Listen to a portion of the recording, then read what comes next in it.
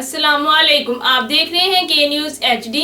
मैं हूं कुदसिया शौकत। खबर शामिल करते हैं बूरेवाला से। बूरेवाला सब इंस्पेक्टर पर सैकड़ों अफराद का हमला। मजीद तफसीलात जानते हैं हमारे नुमाइंदे से।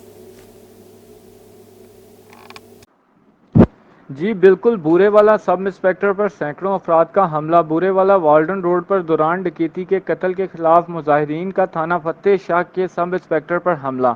बूरेवाला इलाका थाना फतेह शाह की हदूद चक नंबर 469 EB के रिहायशी के साथ डकैती की वारदात हुई, जिसमें मुजाहमत पर साजिद हुसैन नामी शख्स जहाँ बहक हो गया था, जिस पर लाहिकीन एल इलाका रोड ब्लॉक किया हुआ था। बूरेवाला थाना फतेह शाह पुलिस के 2 घंटे तखीर से पहुंचने पर मुजाहिरीन के साथ मुनासिब रवैया, अवाम का हमला। सब इंस्पेक्टर अशरफ को सैकड़ों अफराद ने वहशियाना तशद्दुद का निशाना बनाया।